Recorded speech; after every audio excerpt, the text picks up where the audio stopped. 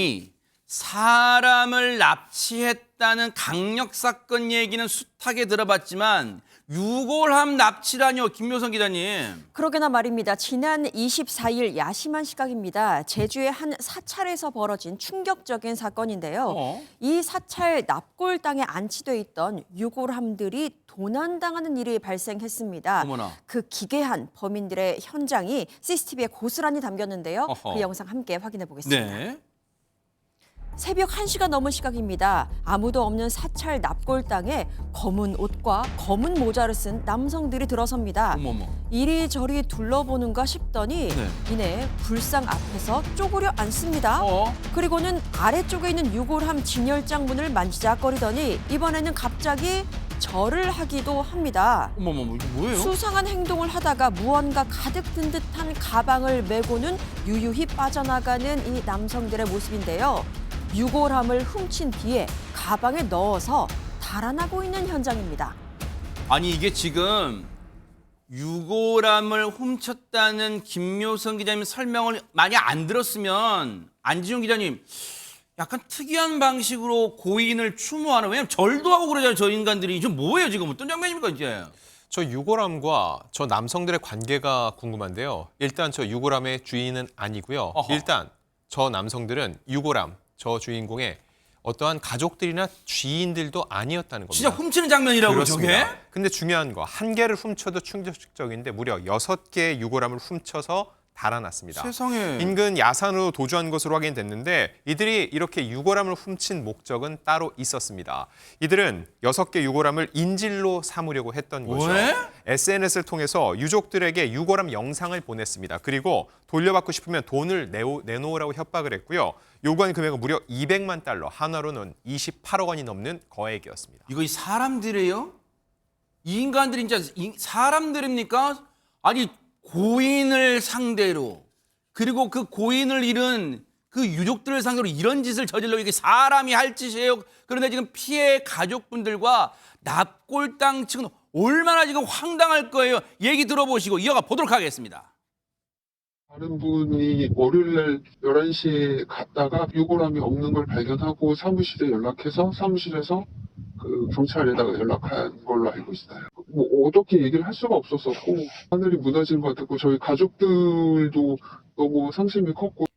사무실 우리 아침에 연락 오는 데는 이제 캄보디아에 있었잖아. 당신의 회사의 재는 내가 갖고 있다. 돈을 지불하면 그 재는 당신들한테 드리겠다. 저 인간들의 범행이 경악스러운데 지금 여기서 언뜻 이해가 안 되는 대목이 있어요. 최지봉 교수님. 네. 저 유골함을 도난당한 사건이 발생한 곳은 제주란 말이에요. 네, 근데 그렇죠. 저 인간들이 전화를 건 곳은 캄보디아. 이게 무슨 말이에요, 이게? 왜 그러냐면 경찰이 뒤를 쫓지 않았겠습니까? 네. 문제가 발생하고 CCTV 분석해서 이 뒤를 쫓았는데 조사 결과 이들은 40대 중국인들이었고요. 범행 당일 바로 캄보디아로 출국을 했습니다. 아, 준비를 안 예, 했군요. 그렇습니다. 지금 말씀하신 대로 이들의 범행은 꽤나 계획적이고 치밀했었는데요. 범행 일주일 전쯤에 제주에 입국을 해서 인근 다른 봉인단도 방문을 하면서 어떤 곳이 범행하기 좋을까, 범행이 용이한 곳을 물색하기 시작했어요. 네. 총 3차례에 걸쳐서 피해 납골당을 오가면서 건물 구조를 확인하는가 하면 야. 실제로 사람이 없는 야간 시간대를 노리는 그런 치밀함도 보였습니다. 아니 인간 답사까지 했다는 얘기잖아요. 그러니까요. 지금. 예, 건물 구조도 파악했죠. 사람이 없는 시간대도 파악했죠. 그리고 잠금 장치를 열기 위한 장비도 미리 준비해서 왔던 걸로 보여요. 그러니까 치밀하게 준비가 됐다고 볼 수 있고요. 네. 이후에 인근 야산으로 가서 두 곳에 나무 껍질을 벗겨냅니다. 이유가 뭔지 아세요? 뭐예요? 표식을 해놓는 거예요. 아. 그러니까 훔친 유골함을 표식을 남긴 그 나무 밑에 숨겨놓은 거예요. 아하. 3개씩 2개의 나무 밑에다가 파묻어 놓고 본인들은 캄보디아로 출국을 했던 겁니다. 아, 이 인간들이 야, 진짜 나쁜 쪽으로는 도 같았어요. 머리를 잘 쓴 거예요. 그러니까 허준 변호사님, 훔친 유골함 6개를 들고 비행기를 타자니 공항에서 걸릴 것 같고, 그러니 일단 인근 야산에 그런 두 군데 나눠 지금 지금 묻어놨다는 거 아니에요? 지금 숨겨놨다는 거 아니에요? 그러니까요. 굉장히 범행 자체도 패륜적인 부분이 있는 데다가 아주 치밀하게 계획을 하고 이루어진 것으로 보입니다. 일단 유골함은 다행히 지금은 모두 찾아서 무사히 다행이네요. 유족들 품으로 돌아간 아유, 상태인데 네네. 경찰들이 고생을 많이 했습니다. 3일 동안 무려 40여 명의 경력을 동원해서 인근 야산을 다 뒤진 끝에 유골함 6기를 모두 찾아서 피해 가족에게 무사히 돌려줬다고 하는데 이게 두 곳에 나누어서 숨겨놨다고 했잖아요. 네. 그 이유가 일단 한번 협박을 해서 금품을 갈취한 뒤에 또 협박을 하기 위해서 분산시켜서 이렇게 숨겨놨을 가능성이 있다. 이렇게 지금 추정을 하고 있는 상황이에요. 네. 이들이 진짜 치밀했던 게 이 제주는 무사증 입국, 그러니까 비자 없이 입국을 할 수 있는 곳이잖아요. 그러면은 만약에 국내에서 도주를 하거나 몸을 숨겼다고 하더라도 이 추적이 상당히 쉽지가 않습니다. 그래서 제주로 온 거예요. 아, 제주특별자치도는 비자 없이 들어와요, 지금? 그렇습니다. 중국과 지금 무사증 입국 아, 협약이 중국에 체결이 되어 있기 대해서는? 때문에 아. 그렇습니다. 그래서 이걸 이용을 한 거, 악용을 한 거죠. 악용을 한 것으로 보이고 특히 몇 번 사전 답사를 한 이유도 뭐냐면요. 이 유골함이 안치료가 있잖아요. 네. 그런데 불상에 가까운 위치에 안치가 되어 있을수록 그 안치료가 비싸다는 거예요. 아. 그래서 이런 정보까지 미리 다 확인을 한 다음에 그 불상에 가까운 유골함을 훔쳐간다고 하면 어느 정도 재력이 있는 유족들이라고 생각을 했던 것 같습니다. 아. 그래서 안치료가 가장 비싼 구역인 불상 인근에 보관된 유골함만을 치밀하게 골라서 훔친 것이라고 하거든요. 지금 경찰이 이들을 붙잡기 위해서 이 중국인들에 대한 적색 수배 요청을 하고 추가 피해 없는지 확인을 하고 있는 중인데 특수졸도와 유골 영득 혐의로 붙잡히게 되면 처벌받을 거라는 생각이 듭니다. 아니, 근데 남의 유골함을 도난한 훔쳐가는 것도 모자라서 근데 아까 최명희 관장님 저 인간들이 훔치는 과정에서 그 유골함에 글쎄 이게 절을 했다고 봐야 될까요? 이게 조롱일까요? 그 절까지 하는 버젓이 절까지 했잖아요. 이 인간들 심리는 뭐예요, 근데? 절을 한 게 맞습니다. 절을 한 거는 그 외에 있는 불상에 대해서 우리가 나쁜 짓을 하지만 이해해 주십시오라고 절을 했든지 아니면은 저 유골함에 있는 우리 분한테 이제 죄송합니다 이렇게 해서 절을 했을 거고요. 아마 저 사람들이 제일 저 모습이에요, 지금 예, 저게. 그래서 저거는 저 사람들의 입장에서 본인들이 부정을 타지 않았으면 하는 진정한 의미의 절이었던 건 맞는 것 같습니다. 하하. 아니 근데 갑자기 이 대목도 궁금해져요, 허준 변호사님. 자, 저 피해를 당한 가족분들은 이 납골당의 어떤 보안 시스템, 안전 시스템도 믿고 그리고 앞서 말씀드린 것처럼 불상에 가까이 안치될수록 유골함 그 안치료도 비싸다면 또 꼭 저분들뿐만 아니라 어쨌든 저 납골묘에 지금 안치하신 분들은 가족들은 납골당의 보안 시스템 그걸 믿고 지금 안치를 했을까요? 그런데 이 순간 며칠이나마 마음을 졸이고 정신적 피해를 당했어요. 혹시 납골당 측에 정신적 피해 보상 요구할 수 있는 거예요? 어떻습니까? 일단 안치 계약상에 납골당에서 충분히 이행해야 될 어떤 이 보안 의무를 이행하지 못한 부분이 있고 그로 인해서 이번 피해가 발생을 했다라고 하면 이 부분에 대한 손해배상을 청구할 여지는 있어 보이는데 왜냐하면 만약에 정말 말씀 좀 주세요. 만약에 못 찾고 진짜 지금까지도 마음고생 또는 실제 돈이 얼마가 건네졌다면 저 일당들한테 지금 막대한 뭐 금전적 피해는 물리고 지금 정신적으로 이 돌아가신 분 유골을 지금 도난당한 거잖아요. 잃어버린 거잖아요. 못 찾을 수도 있잖아요, 진짜. 그렇습니다. 만약에 유골함을 찾지 못했다고 하면 이 사건은 더 어려워질 수밖에 없는 것이 유골함에 대한 손해배상 액수를 특정한다는 게 상당히 어렵거든요. 그런데 다행히 지금 유골함은 돌아온 상태이기 때문에 그 부분에 대한 손해배상을 청구하기는 어렵겠지만 네. 정신적인 고통에 대한 위자료를 만약에 이 납골당 측에서 당연히 기울여야 될 주의를 기울이지 않아서 이번 피해가 발생을 한 상황이다라고 하면 이 부분도 책임을 묻는 것이 일응은 가능할 거라는 생각이 듭니다. 그러니까 차제에 이 피해를 당한 가족분들이 그런 문제 제기를 안 할 수도 있지만 그냥 무사히 넘길 수도 있지만 아무 일도 없었다는 듯이 하지만 납골당 측에서도요 차제에 보안 철저 인력을 더 고용하더라도 이 차제 보안 점검 철저히 해야겠다. 그래야 다시는 이런 일 재발하지 않을 것 같다 이런 생각 해봅니다. 부탁을 드리겠습니다.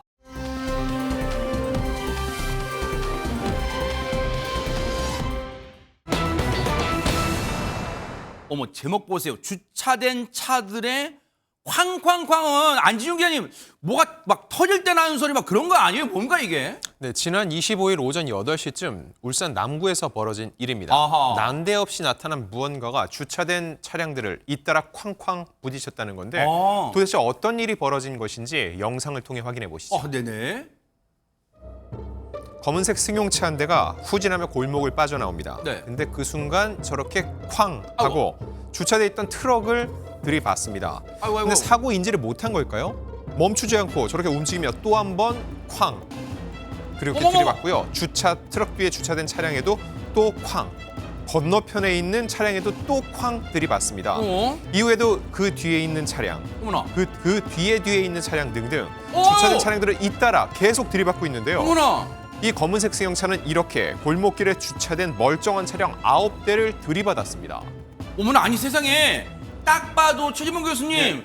여기는 놀이공원 같지는 않아요. 지금 딱 봐도 골목길인데 범퍼카도 아니고 왜 차량을 벙벙벙 들이받는 거예요, 이거 지금? 그러니까요. 이게 이해가 안 되잖아요. 차를 내오다가 뒤쪽으로 부딪혔잖아요. 네. 트럭 한 대 부딪히고 또 앞으로 가면서 왼쪽에 있는 트럭 부딪히고 이러면서 계속 들여받은 차가 무려 9대가 돼요. 세상에. 한 번은 어떤 적이 사고를 내는 것도 아랑곳하냐고 운전을 하다가 한 번은 부딪혔는데 차량이 들썩거릴 정도로 맞아요, 부딪혔어요. 진짜. 네. 그 정도로 부딪혔다 하면 상당히 큰 충격인 거잖아요. 네. 일반적으로 우리가 운전을 하다가 부딪히게 되면 멈춰서 사고가 어떻게 났는지 네. 문제는 없는지 확인하고 어허. 전화를 여기도 하거나 가속 페달을 밟아야 돼. 가속 바로 페달 밟은 그거예요. 것 같아요, 진짜. 바로 네. 저거예요. 그러니까 들썩일 정도로 부딪혔다는 건 상당히 빠른 속도로 네. 달리고 있다는 거거든요. 어허. 근데 본인도 인지를 했음에도 불구하고 200m 가량을 주행을 하면서 여기도 들썩여요. 여기요. 네네.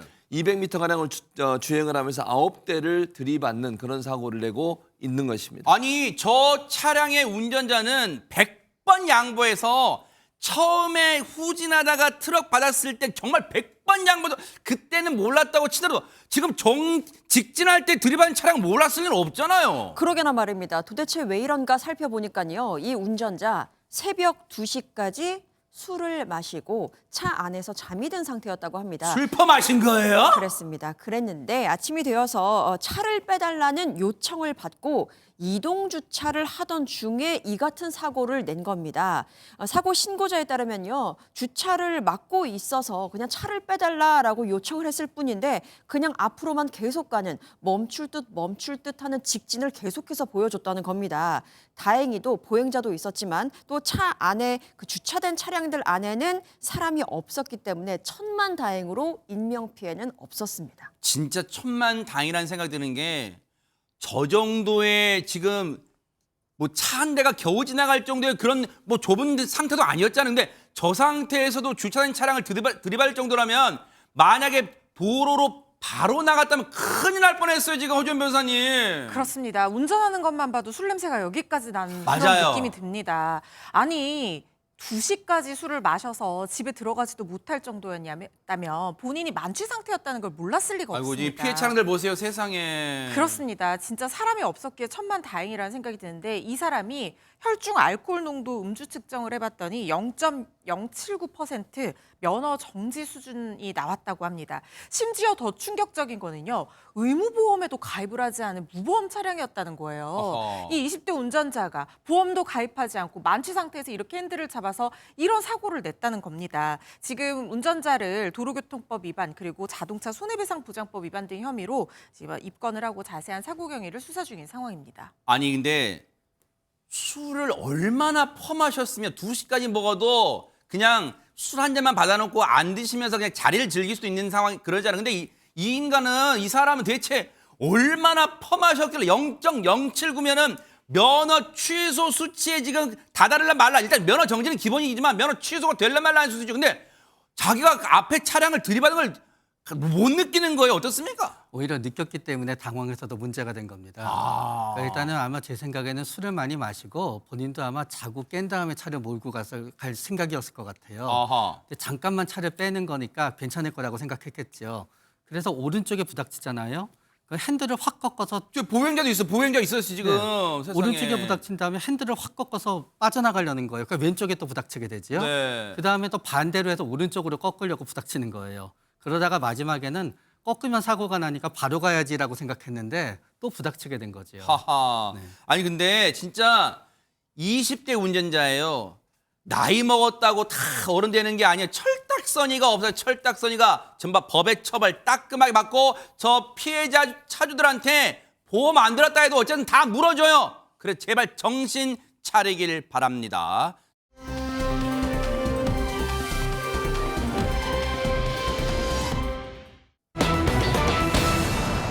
자, 이번에는요. 뉴스파이터 애청자분들이 뉴스파이터 도와주세요.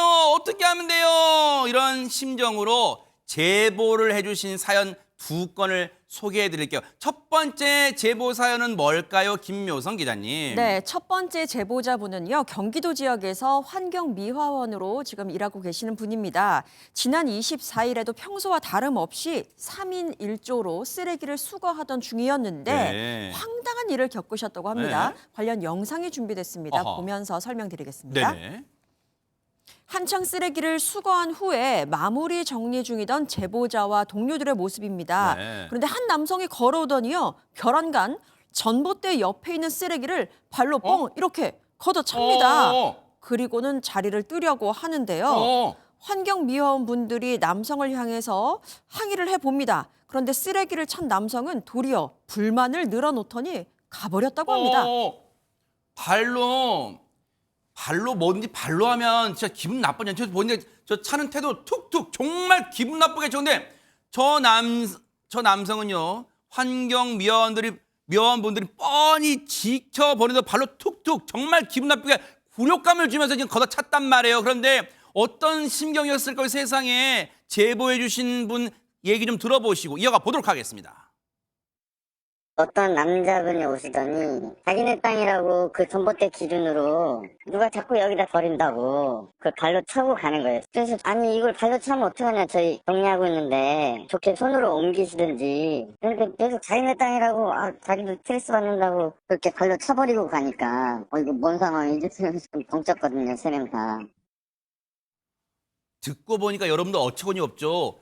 자기네 땅인지도 그것도 물론 사실관계를 파악해볼 필요가 있지만 근데 100번 양보해서 자기네 땅이라 해요. 아니 그러면 자기가 예를 들어서 이곳에 사유지니까 쓰레기 버리지 말고 만약에 적발되면 신고한다고 CCTV를 달든가 할 것이 왜 환경미화원들 계속 정리하고 바로 차요 이걸. 그러니까요. 말이 안 되는 행위잖아요. 그리고 정리하고 있는데 발로 차고 뭐 얼마나 발로 화가 차요, 나요. 그거를. 자기가 지금 정리를 하고 있잖아요. 아니 뭐 자기가 화가 난 이유가 거기에 쓰레기를 버렸기 때문에 화가 났다는 거예요. 근데 더 황당한 건 뭐냐면 제보자에 따르면 그 해당 지점이 쓰레기를 내놓는 장소래요. 그렇게 지정돼 있는 곳이에요. 뭐예요 그게? 그러니까요. 네. 그러니까 화를 낼 이유도 없고. 그럼 고창에 이제 화를 내든가. 그렇죠. 맞죠. 그렇게 해야 정상인 건데 괜히 지금 쓰레기 정리 다 해놓은 걸 저렇게 발로 차면 아니 정리를 그럼 다시 해야 되는 아니, 거잖아요. 사람이 만만하게 보여? 그러니까요. 이 정리하시는 분들의 입장에서는 너무나 화가 난 일인데 자신과 동료들이 제보자 분과 동료들이 함께 쓰레기 다 정리하고 있는데 쓰레기를 발로 차니까 화도 나고 정리해놓은 걸 저렇게 해버리니까 또 일을 또 해야 되는 상황이 되는 거 아니겠습니까? 그래서 특히 이 남성이 이제 그러고 나서 들어간 곳을 보니까 체육교육시설 쪽이라고 그래요. 물론 그 사람이 관계자인지 아닌지는 몰라요. 우리가. 네. 다만 그쪽 건물로 들어갔다고 하니까 네. 그것도 좀 남성이 더욱 어이없게 그러니까 그 남성 행동이 더 어이없게 느껴졌던 이유는 만약의 경우에 정말 교육하는 분이라고 하면 저런 행동을 하면 안 되는 거잖아요. 그래요. 그리고 일을 하고 있는 사람들 옆에 있는데 그런 행동을 하면 일하는 분들이 얼마나 화도 날 뿐만 아니라 힘이 빠지겠어요. 열심히 네. 일하고 있는데 도와주지 못할 만큼 저런 행동을 하는 거 대단히 잘못됐다고 봅니다. 아니 근데 저 환경미화원분들은요 정말 훌륭하신 분인 게 뭐냐면 뉴스파이터가 늘 말씀드리지만 규정을 지키시면서 일하시는 분들이 왜냐하면 환경미화원분들 쓰레기 수거할 때요 급하다고 2인 1조로 하면 안 되는데 3인 1조 근무 매뉴얼까지 지키신 분들이란 말이에요. 그런데 보세요. 저분들을 상대로 칭찬합니다. 너무 감사합니다. 이러진 못할 망정 발로 걷어차요. 최명기 원장님. 글쎄 말이요. 저게 저 사람의 땅인지 아닌지 잘 모르겠어요. 그래요. 근데 만약에 저게 저 사람의 땅이라고 가정하게 되면은 저분이 사실은 저기 쓰레기를 버리지 말아요 해도 별 의미가 없는 거예요. 쓰레기 배출 장소니까. 아하, 네. 저기가 쓰레기 배출 장소고 쓰레기를 수거해 가기 때문에 자신은 저기가 쓰레기 배출 장소가 되는 게 싫다라고 가정하게 혹시요 되면 정말 말씀 죄송해요. 저 사람이 정말 죄송한 표현인데 환경미화원분들한테 이러면 업신여김을 한 거예요? 혹시 뭐 진짜 저분들 환경미화원 이 쓰레기 수거하신다고 지금 낮게 보는 거예요? 지금 뭐 낮잡아 보는 겁니까? 뭡니까 이거 지금? 자극한 게 맞는 거죠. 왜냐하면 여기가 쓰레기 배출 장소로 계속 이용되면은 앞으로 이렇게 기분 나쁜 일을 당할 거다. 그러니까 쓰레기 배출 장소를 다른 데로 옮겨라 그거예요. 아니 구청에 항의하죠, 구청에. 그리고 보세요. 앞서 말씀드렸죠. 최진봉 교수님 정말 중요한 점을 짚어주신 거예요. 체육 교육 시설 장소로 들어갔으니 물론 그 체육 교육 시설에 여러 가지 뭐 그 실제 그쪽 일로 방문한 건지 모르겠지만 만약에 체육 교육 사설 아마 기관 같은데 딱 봐도 이걸로 아이들을 가르쳐요. 이런 심성으로 정말 반성하길 바라고요. 앞으로 정말로 양심이 있다면 이 환경미화원분들한테, 왜냐하면 이 환경미화원들은 늘 그 시간에 가실 테니까 그분들한테 정중하게 음료수라도 대접하면서 사과하고 자기 땅에 그 쓰레기 분리수거 배출이 이 불만이라면 구청에 정정당당하게 정식으로 문제 제기하기 바랍니다. 이런 식으로 문제 제기하는 거 옳지 않다는 거 명심하기 바랍니다.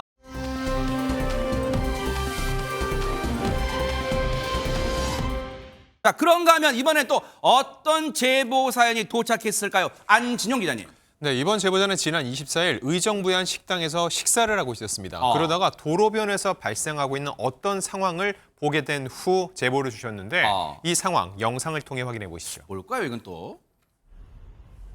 도로변에 심겨 있는 나무 아래 한 남성이 열매 채취에 한창입니다. 네.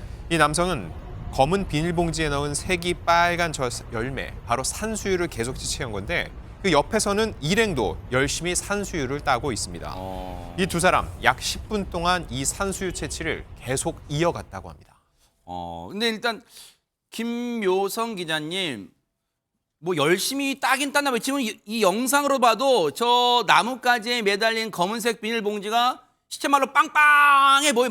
산수유가 많이 들어가 있다는 걸 좀 짐작할 수 있어요. 네, 그러게나 말입니다. 이 제보자가 봤을 때요, 산수유 나무에서 열매를 채취하는 남성 두 분이 70대 정도로 보였다고 합니다. 근데 산수유 나무가 4그루가 있었는데 양 끝에 있던 그 나무들을 집중 공격했다고 합니다. 그래서 두 사람이 휩쓸고 갔다고 하는데 네. 나중에 한번 가서 나무가 어떤 상태인지 제보자가 가봤대요. 봤더니 그야말로 이 나무는 앙상한 나뭇가지만 남아있더라라고 소식을 전하기도 했습니다.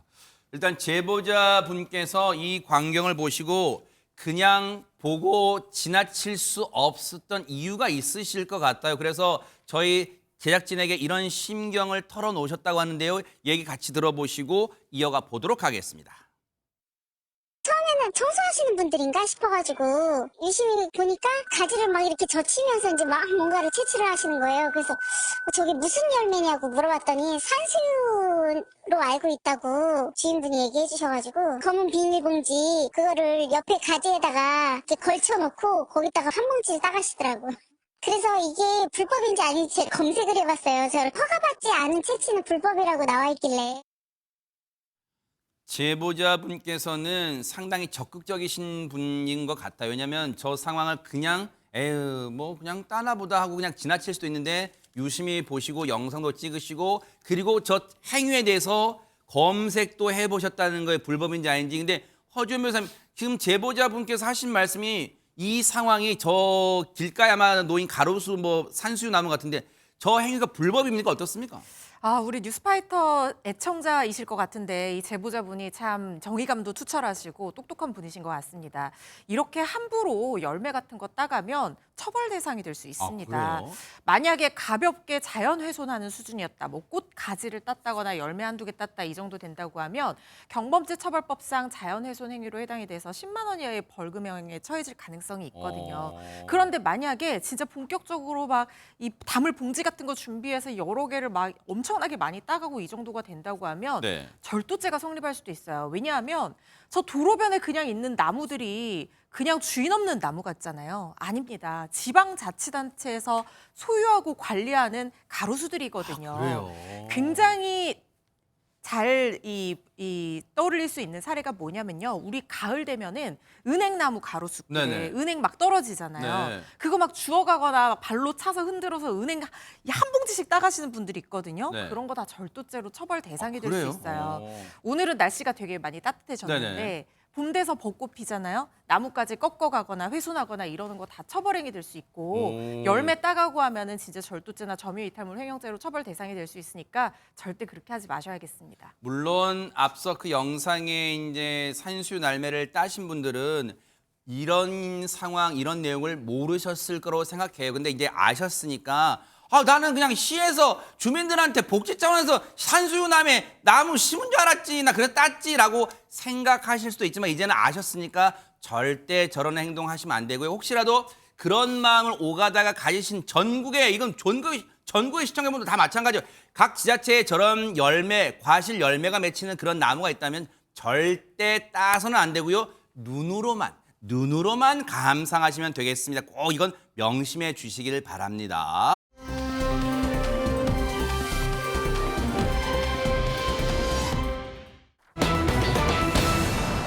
한 사람을 위한 선물 같은 노래, 제목만 봐서는 알쏭달쏭한 얘기인데 이게 무슨 사연일까요? 네, 나만의 사연이 담긴 나의 인생 노래 누구나 한 곡씩은 가지고 있을 것 같은데요. 이 노래를 무대 위에서 보여준 사람들이 있습니다. 바로 현역가왕2의 탑7 멤버들입니다. 네, 어제 저희가 1, 2, 3등 쭉 소개해드렸는데 다른 네 분도 당연히 소개해드립니다. 맞아, 다른 네 분이 서운하다고 전화 왔어요. 뉴스파에 그러니까 우리도 말입니다. 있어요. 저희는 네. 모두를 챙깁니다. 네. 네, 오늘 소개할 네 분의 공통점은요. 바로 소리꾼이다. 그리고 대곡을 들고 왔다라는 점입니다. 네. 먼저 지금 소개해드릴 분은요. 무대를 앞두고 아버지에게 당부의 말을 들었다고 합니다.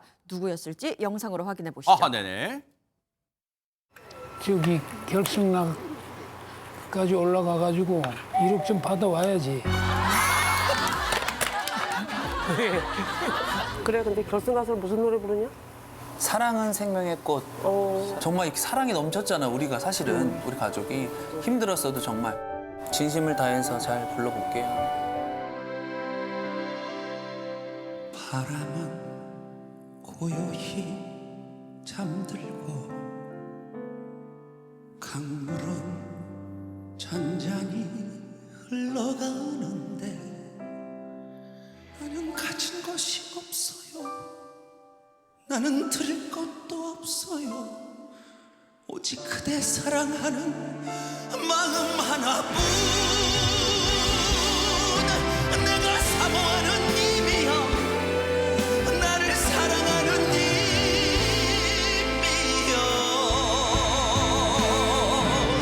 나 항상 그대 위해 살리라.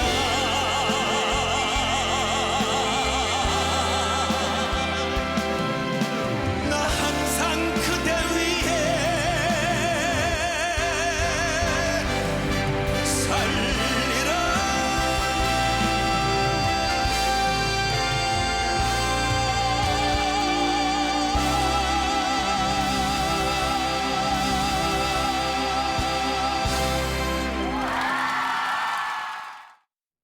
야, 인상적인 게 저도 이제 그 본방 사수했습니다만 안진용 기자님 다시 봐도 우리 그런 말 하죠. 젖 먹던 힘까지 쥐었잖아요. 아니 막 전력을 다한 것 막 마이크 잡으면서 부르르 떨려요. 정말 저 노래 한 곡을 부르기 위해서 온 전력을 다했다라는 느낌이 들 정도였는데 네. 저 노래 자체가 한국의 이 트로트가 유명한 시장에서 한국적인 팝을 알렸던 패티김 씨의 대표곡입니다. 그러네. 어디서 많이 들어봤다 했는데. 그렇습니다. 그리고 워낙 이 웅장한 반주 때문에 대곡이라고 불리기도 하는데 또 하나 중요한 거, 이게 패티김 씨의 노래였기 때문에 남성 가수가 부르기 굉장히 어렵다는 거예요. 감성 자체도 여성 감성이 강하고 과연 이 노래를 신승태 씨가 패티김이라는 그 대가수의 느낌을 지우면서 자기만의 노래를 부를 수 있냐가 관건이었는데 이 노래를 부르는 동안에는 신승태 씨가 나만의 노래로 만들었다는 거죠. 네. 자, 그래서 노래가 끝나자마자 심사위원조차 심사라는 분들도 기립박수를 보냈고요. 남진 씨가 했던 그 평가가 굉장히 인상적입니다. 뭘까요? 일단 이 곡을 부른다고 했을 때 잘 소화할까 생각이 들었다는 거예요. 남진 씨도 원로 중에 원로인데 사실 패티김 씨가 더 선배입니다. 그러니까 본인도 존경하는 선배의 노래를 까마득한 후배가 부른다? 그래서 남진 씨는 도대체 어떻게 부르는지 단점을 한번 잡아보려고 유심히 봤는데 단점을 잡으려고 계속 노력하는 찰나 노래가 끝났다는 거예요. 어허. 그만큼 흠잡을 데 없는 무대였다는 극찬이었습니다. 야, 근데 그만큼 무결점 곡이었다는 건데 노력 많이 했다는 거예요. 근데 최재문 교수님 앞서 신승태 씨 아버지가 결승 올라갔으니까 1등에서 1억 받아와. 부담됐을까요? 안 됐을까요? 부담된 거보다 제가 볼 때는 그냥 상징적으로 받아들였을 것 같아요. 열심히 해라 이런 뜻으로 받아들였을 것 같은데 신승태 씨 입장에서는 아버지가 너무 고마운 분이래요. 왜냐하면 본인이 가수가 될 수 있었던 것도 아버지 덕분이라고 얘기를 하고 있습니다. 원래 아버지가 원래 가수를 하고 싶었는데 그걸 너무 반대를 하셨대요.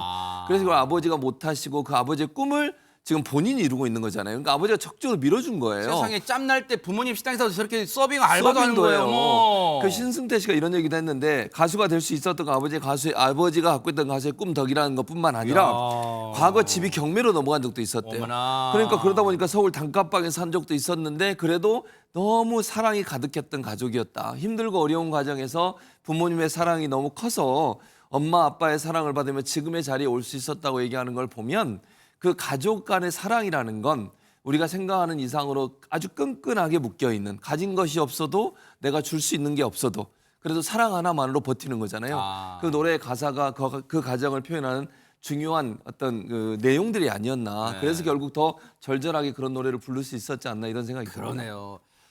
1등은 못했지만 그래도 김묘성 기자님 흐뭇하게 신승태 씨의 부모님이 바라보셨을 것 같아요. 네, 그렇습니다. 정말 모든 것을 쏟아내는 무대를 확인하셨는데요. 지금 만나볼 분도 대곡을 들고 왔습니다. 어머나. 심사위원인 주현미 씨 말로는요. 이 노래를 무대에서 한번 부르면은 그 다음 곡을 부를 수 없을 정도로 굉장한 고난도의 곡이라고 합니다. 그래요? 어떤 분의 어떤 곡이었을지 영상 통해 확인해 보시죠. 허허, 네. 날 데려가오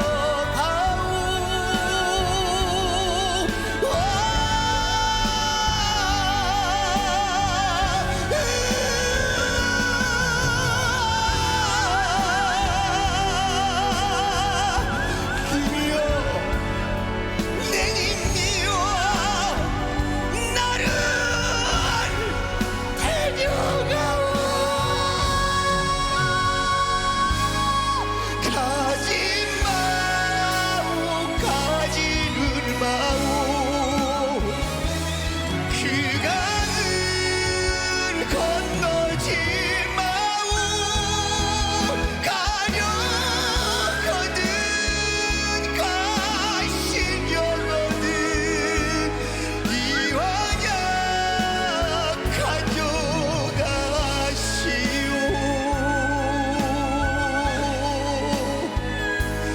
이왕야 가시오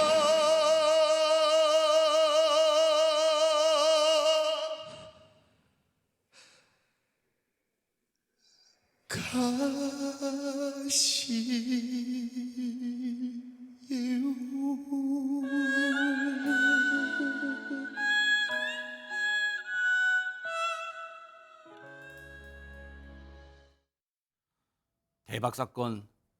이 노래 듣고는 진짜 어디 못 떠날 것 같아요. 인간적으로 허조 변호사님. 저렇게 애절하게 절규하면서 그 강을 건너지 말라고 하는데 건너는 사람의 마음은 또 어떠할 것이며 건너는 사람의 뒷모습을 보는 그 마음은 또 어떠할지 마치 한 편의 영화를 보는 것 같아서요. 사실 이 노래 모티브가 그 알콩달콩 신혼처럼 80년을 해로한 이 노부부 중에서 구순 할아버지를 먼저 떠나보내는 그 니마 그강을 건너지 말고 다큐멘터리 영화를 모티브로 만들어진 곡인데 지금 이렇게 노래 부르는 모습을 보니까 마치 그 다큐멘터리 영화를 한 편 3분 안에 다 본 것 같다는 그런 생각이 들어서 가슴이 먹먹합니다. 사실 김준수 씨가 국악계 원톱 MG 소리꾼인데 국립창극단의 최연소로 입단한 사람이에요. 그렇다 보니까 그래요? 네, 노래를 잘하는 건 기본이고 뭐 무형문화재 수군과도 이수한 사람이니까요. 노래 잘하는 건 기본이고 창극단에서의 어떤 배우적인 퍼포먼스 이런 것들도 굉장히 체화했기 때문에 너무 잘하는 사람이기 때문에 아마 지금 저 노래를 부르면서 이렇게 가슴에 와닿는 게 아닌가 생각하는데 서른도 씨가 이렇게 표현을 했어요. 대선배잖아요. 그런데 같은 가수로서 음악인으로서 존경한다는 평가를 하셨거든요. 그 정도로 이렇게 기전문가인 저희의 마음도 울리는데 그런 대선배이자 전문가도 존경한다는 표현을 할 정도로 정말 대단한 무대였던 것 같습니다. 야, 진짜 이 결승전 이번 현역가왕2의 결승전 무대는 한 분 한 분의 무대가 다 예술 작품이다 해도 과언이 아닐 정도인데 이번에 만나보실 탑7은 어떤 곡으로 무대를 장식했을까요? 만나보시고 이어가 보도록 하겠습니다. 보여주려고 챙겨놨어. 와 할머니 할아버지 진짜 잘생겼지 그래도? 아니 멋있어. 응, 멋있어. 참 진짜 이거 사진 보니까 할아버지 보고 싶다. 또 한 사람은 누구야? 은찬이 은찬인지 모르겠어요? 알겠어. 결승곡이 한내의 이별이라는 곡인데 할머니한테 드린 선물 같은 무대예요. 그리고 지금 하늘에 계시는 할아버지한테도 선물이야. 나 많이 울리지 마. 할머니 울면 노래하다. 저도 울어요. 그러니까 할머니 울면 안 돼요. 사랑하고 헤어짐도 물거품이네.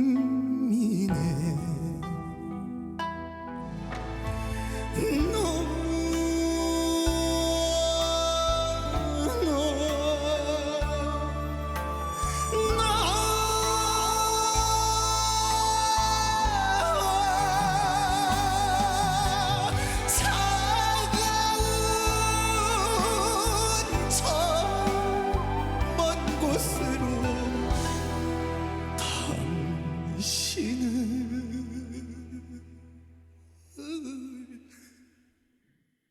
두고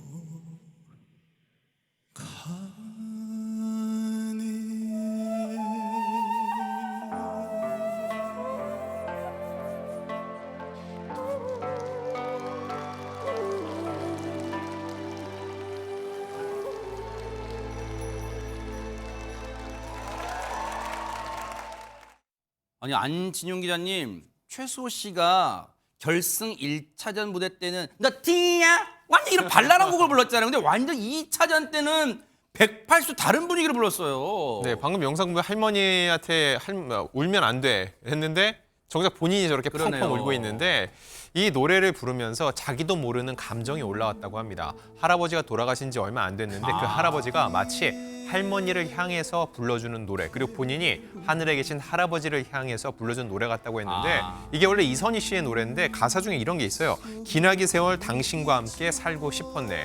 근데 이제 20대 초반인 최수호 씨가 이 감정을 잘 알까 싶은데 잘 압니다. 이유가 있어요. 최수호 씨가 일본에서 태어났습니다. 부모님 모두 한국인인데 지금은 일본에서 살고 계세요.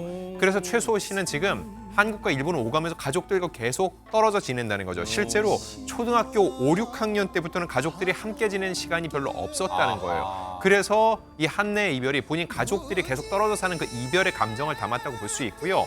이게 탑7을 정하는 무대였는데 최수호 씨가 더 절절했던 이유가 있습니다. 아까 말씀드렸다시피 가족들, 부모님이 일본에 계시죠. 근데 여기에 탑7에 들면 이제 한일 가왕전을 치르기 위해서 일본으로 넘어가고 현지에서 활동을 하게 되니까 최수호 씨는 자연스럽게 부모님과 함께 지낼 수 있는 터전이 마련되는 거죠.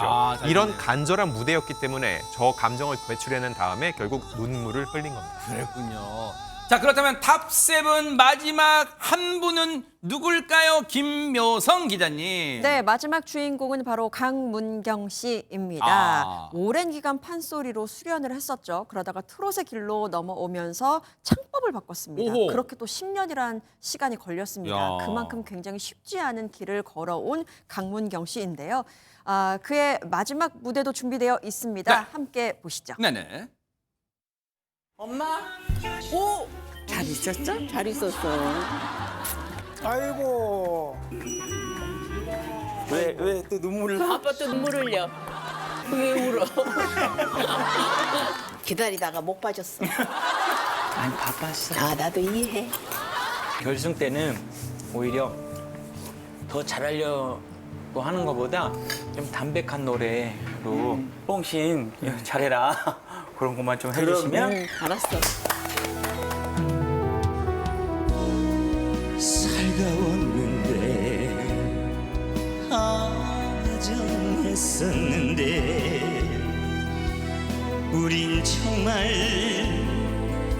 사랑했는데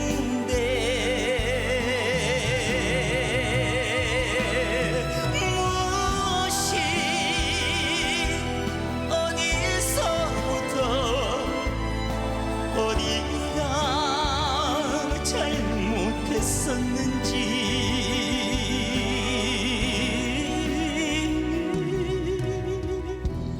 오늘 처음 새벽부터 매운가 내리면 나는 결코 잊을 수가 없는 그 사람.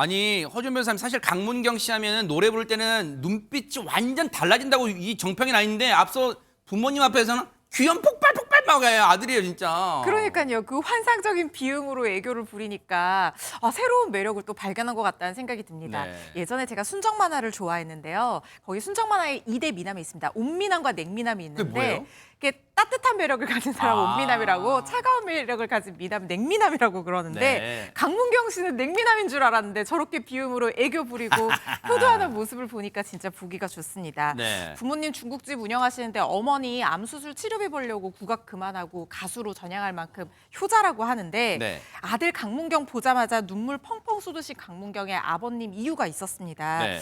강문경 씨 할머님이 돌아가셨잖아요. 그런데 무대에서 현역가왕2 무대에서 그 좋아하던 모시 옷에 꽃 신시는 거 한 번도 못 봤다면서 꽃신 올리는 퍼포먼스 보여줬었잖아요. 맞아요, 기억나요. 그걸 떠올리면서 너무 고맙다. 손주가 할머니 꽃신 신겨드려서 보냈다라고 하면서 이렇게 효자 아들의 또 감동하는 애정을 드러내기도 했습니다. 네. 아 근데 안진용 기자님, 강문경 씨의 저 곡 제목을 보니까 매우길래 저는 순간 그렇게 생각했어요. 아주 very 겁나게 뭐 그런 뜻인 줄 알았는데 이게 무슨 말이에요 이게 매우? 이게 심지어 나훈아 씨의 노래인데 솔직히 저도 잘 모르는 노래였어요. 근데 네. 이 매우가 그런 뜻이 아니라 매실이 익을 무렵에 내리는 비라고 합니다. 아, 그래요? 그걸 매우라고 하는데 통상적으로는 초여름에 내리는 장마를 얘기하는데 가사를 보면 오늘같이 매우가 내리는 날엔 이럴 때는 이렇게 사랑했던 사람과의 추억을 되살린다. 그런 의미를 가사를 가진 노래인데 그동안 이제 여러 가지 퍼포먼스라든지 굉장히 강한 노래를 보여줬다면 이번에는 강문경 씨가 감성적인 무대로 이 청중을 압도했습니다. 이 무대를 보고 나서 심사위원 이지혜 씨는 네. 강문경 씨의 가장 큰 무기는 남자들이 낼 수 없는 독보적 비음이라고 하면서 강문경의 시대는 분명히 열릴 것이라고 정말 다짐을 하기도 했습니다. 그래요. 그 실력을 이제 조만간 열릴 한국 트로트 국가대표 탑7 그리고 일본의 탑7도 이제 뽑힐 거란 말이에요. 국가 한일 가왕전 무대에서 유감없이 가감없이 발휘해 보시기를 또 기대를 해보도록 하겠습니다. 뉴스파이터 열심히 응원해 보겠습니다.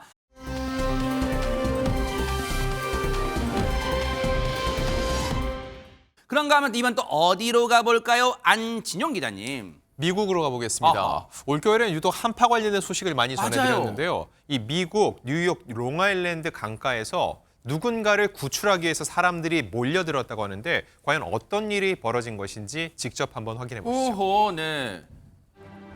사람들이 배 젓는 노로 얼음을 내리칩니다. 얼마나 단단하게 얼었는지 아무리 쾅쾅 쳐도 저렇게 쉽게 깨지지 않는데요. 진짜네요. 그런데 저 멀리 얼음물의 갈색의 무언가가 보입니다. 뭐 있어요? 자, 동그라미 안에 있는 그건 무엇이냐?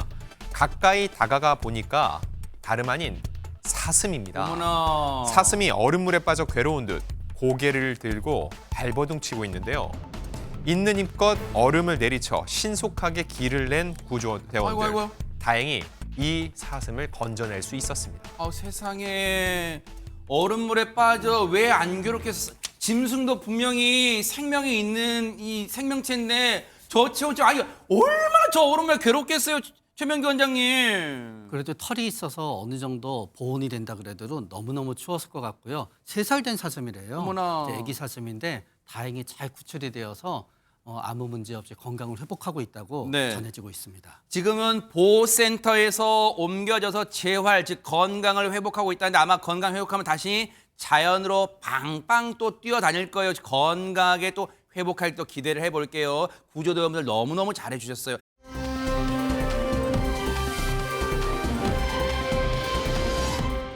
그런가 하면 또 이번엔 어느 소식을 들고 오셨을까요? 허준 변호사님. 네. 우리나라 한평군의 황금 박쥐가 지금 270억 됐다고 난리 났잖아요. 아니 금값이 이렇게 오르기를 다들 예상이라고 한 건지 2019년 지금부터 6년 전입니다. 영국에서는요. 네. 황금 변기 절도 사건이 있었습니다. 네? CCTV에 당시 일당들 모습 고스란히 잡혔다고 하는데 어허. 한번 보고 오시죠. 네네. 네, 깜깜한 새벽 영국 블레넌 궁전입니다. 라이트 켠 차에서 지금 들어가는 모습 보이시죠? 네. 남성 5명이 내립니다. 망치를 들고 있어요. 어머나. 궁전을 향해서 뛰어가는데요. 그렇게 들어가서 궁전 안에서 이후에요. 다시 나오는 모습인데 보세요. 뭔가 번쩍번쩍. 번쩍번쩍하네요, 진짜. 지금 뭔가 번쩍번쩍하는 뭔가를 들고 나오죠? 네네네. 황금빛 무언가를 들고 나옵니다. 그리고 어허. 차량 트렁크에 싣고는 누가 쫓아오기라도 하는 듯이 재빠르게 궁전을 빠져나가는 모습인데요. 네. 이들이 훔친 거는요. 다름 아닌 무게 약 98kg, 18캐럿의 황금 변기였다고 합니다. 어머나, 저 황금 변기를 훔쳤어요, 세상에. 근데 김묘성 기자님, 저게 6년 전 영상이라면서 근데 왜 지금 와서 다시 화제가 되는 거예요? 네, 이 절도범이 5명인데요. 지난 24일에 이들에 대한 재판이 열렸기 때문입니다. 아. 그런데 이 5명 모두 혐의를 부인하고 있는 상황이라고 합니다. 그리고 이 5인조 강도가 절도범들이 도망치기까지 걸린 시간이 단 5분이었다고 하는데 어허. 아까 전에 황금 변기, 지금 보시고 있는 이 황금 변기가 지금 금값으로 치면요. 현재 가치로 480만 파운드, 그러니까 한국 돈으로 약 87억 원에 달한다고 합니다. 네. 그런데 이 황금 변기가 회수되지 않았다고 하는데요. 검찰이 보니까요. 절도범들이 아마 이 황금 변기를 소량의 금으로 나누어서 팔았을 것으로 추정을 하고 있는 상황입니다. 세상에, 저 황금 변기가 이탈리아 예술가의 작품인데요. 아메리카란 제목이래요. 근데 빈부격차를 꼬집기 위해서 만들었다네요. 하마터면 큰일 날 뻔했습니다.